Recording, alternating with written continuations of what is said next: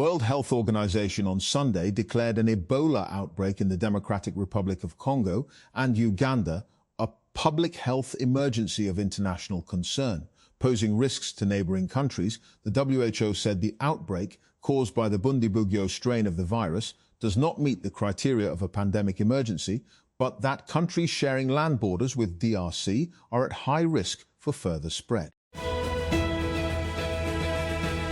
Emboldened by its successful wartime blockade of the Strait of Hormuz, Iran is turning to one of the hidden arteries in the global economy: subsea cables beneath the waterway that carry vast internet and financial traffic between Europe, Asia and the Persian Gulf. The Islamic Republic wants to charge the world's largest tech companies for using the subsea internet cables laid under the Strait of Hormuz, and state-linked media outlets have vaguely threatened that traffic could be disrupted if firms don't pay.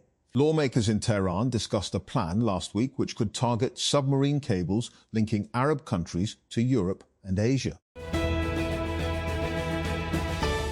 Rules that stopgap arrangements cannot continue indefinitely. Rejects Pakistan Railways' appeal against FST promotion ruling Islamabad. The Supreme Court has ruled that prolonged ad hoc, look after, current acting or additional charge postings amount to exploitation that not only is egregious but also frustrates the spirit of service laws. The Beijing summit between US President Donald Trump and his Chinese counterpart Xi Jinping was never likely to produce a grand result. Too much mistrust has accumulated, and the disputes dividing Washington and Beijing now extend far beyond tariffs. Yet the meeting still mattered because both sides met with an interest in preventing relations from becoming even more volatile at a moment of widening global instability. The summit's economic outcomes were limited but not insignificant. Peshawar.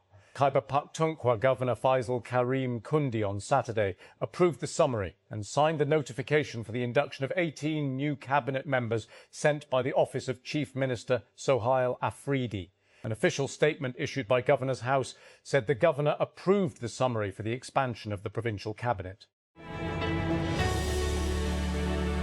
Wakas Akram insists difference of opinion part of political process. Rejects social media campaign against party. Insiders complain about lack of unified strategy amid multiple centres of influence Islamabad. Amid reports of internal rifts, leadership crisis and serious differences within the Pakistan Tehreek-i-Insaf (PTI) over its policies, the party has stressed that its leadership, workers and parliamentary representatives remain united behind the party's founding chairman Imran Khan. Naqvi lands in Tehran to promote regional peace, facilitate talks. Dar speaks to Uzbek counterpart. Aragchi says Iran does not trust the US at all due to contradictory messages.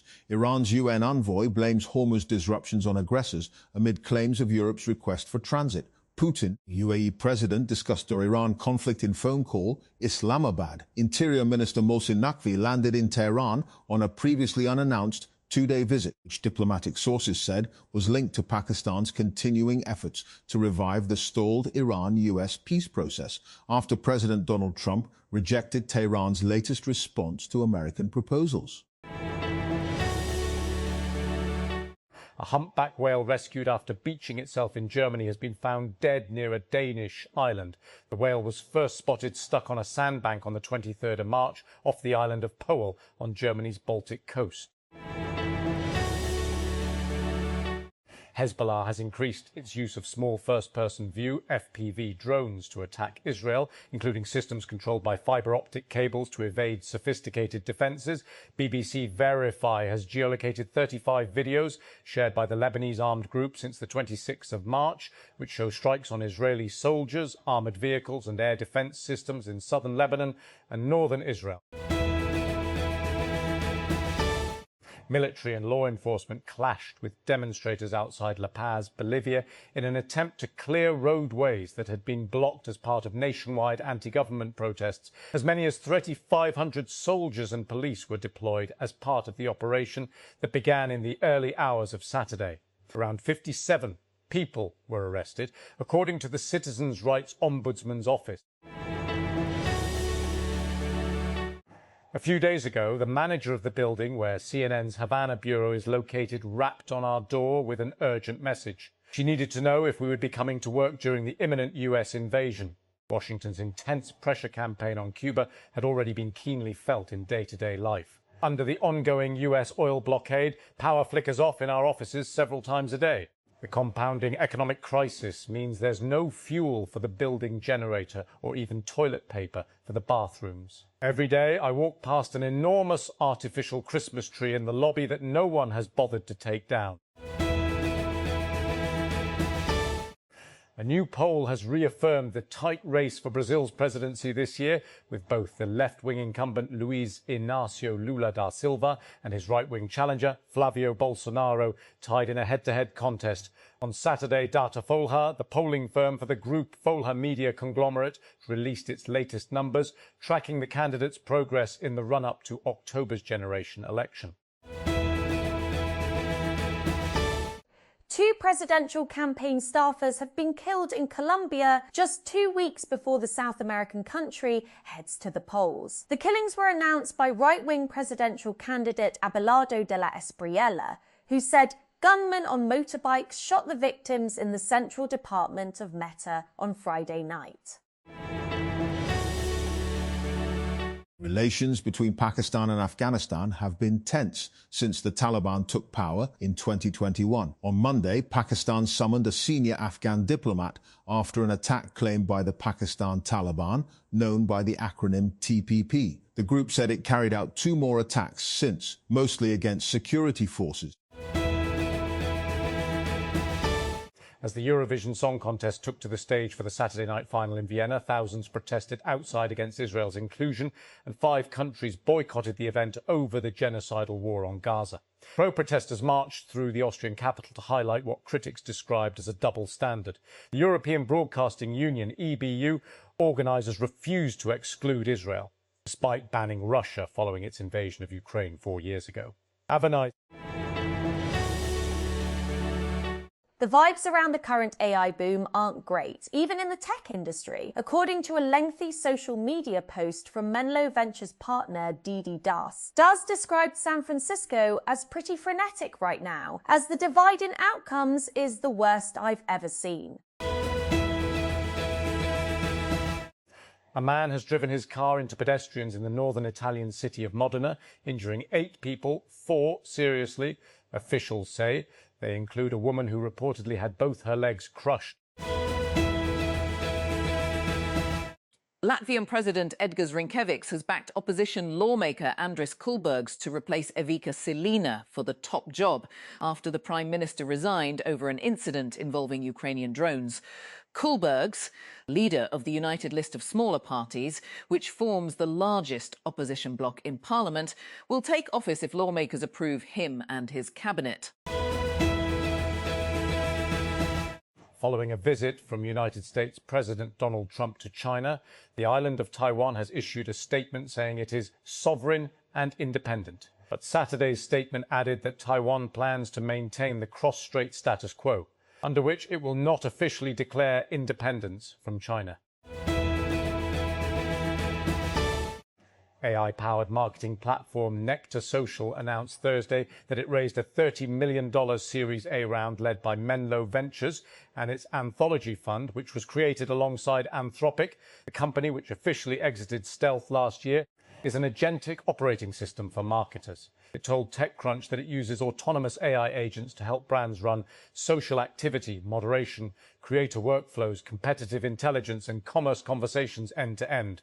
It also has data partnerships with companies like Meta and Reddit that allows the Nectar agent pull and pool data into one place from various platforms, rather than brands needing to use different tools to manage different platforms. Shortly after a car ploughed into a crowd of pedestrians in Modena, Italy on Saturday, 4 Italian civilians stepped in and tackled the vehicle's driver, pulling him to the ground, according to the city's mayor. The madman, I don't know what to call him, the criminal who committed this act, he got out of the car brandishing a knife. Mayor Massimo Mezzetti told state-owned news agency RAI. 4 citizens, whom I thank, captured him and handed him over to law enforcement. Some 150,000 people descended on London in September for a rally organised by Tommy Robinson, an agitator who spreads anti-Muslim bigotry and has several criminal convictions. It felt like a watershed moment in British politics. Something in our country changed, Sadiq Khan, the mayor of London, said at the time. This felt different. Palestinian President Mahmoud Abbas has cast his ballot in internal Fatah leadership elections held at the presidential headquarters in Ramallah. The leaders were elected for the movement's Central Committee and Revolutionary Council at the Ahmad Shakairi Hall on Saturday. At least 80 deaths have been reported in the Democratic Republic of the Congos, DRC, new Ebola disease outbreak, authorities said, as health workers race to intensify screening and contact tracing to contain the disease. Nearly 250 suspected cases of the highly contagious hemorrhagic fever have been recorded in eastern DRC, according to the Health Ministry, with one death also reported in neighbouring Uganda. This has raised concerns that the disease could spread to neighbouring countries. Orgsiv, a widely used open repository for preprint research, is doing more to crack down on the careless use of large language models in scientific papers. Although papers are posted to the site before they are peer-reviewed, Orgsiv, pronounced archive, has become one of the main ways that research circulates in fields like computer science and math, and the site itself has become a source of data on trends in scientific research. A driver injured 7 people, 4 of them badly, when he drove on a sidewalk in the northern Italian city of Modena on Saturday, and then got out, possibly, accounts said the driver. Urged in his 30s, apparently aimed for the sidewalk, hitting a bike, then crashed while slamming head-on into a woman, badly hurt with both legs crushed. Mayor Massimo Mazzetti told local media and the ANSA news agency. Following Washington. The United States is entering a period of structurally higher industrial natural gas demand, with consumption expected to remain at record levels through at least 2027, even as the Iran war intensifies disruptions across global oil markets and tightens energy supplies worldwide. According to the latest short-term energy outlook from the U.S. Energy Information Administration, EIA, industrial natural gas consumption in the United States averaged a record 6 billion cubic feet per day, BFEV, exceeding the previous high of 23.4 BFEV recorded in 2023. Islamabad. Federal Investigation Agency FIA Director General Dr. Usman Anwar took notice of an incident during a raid in Karachi's Sarafa Bazaar and sought a detailed report within 48 hours. On May 15, 2026, the agency carried out a raid on a jewellery shop in the market, targeting alleged silver smuggling. Timmy, the young humpback whale who was stranded for weeks in shallow waters, has been found dead just off Denmark's coast, according to the Danish Environmental Protection Agency, just weeks after a controversial rescue effort set him free. The stranded humpback whale near Anholt is the same whale that was previously stranded in Germany and was the subject of rescue attempts. Jansen, head of division at the Danish Environmental Protection Agency, told CNN on Saturday. West Streeting, the former British Health Secretary who resigned from the government this week, says he will run to replace Prime Minister Keir Starmer when the contest is triggered. Starmer's government has been on the edge, with the United Kingdom leader facing calls for resignation since his ruling Labour Party suffered disastrous local elections.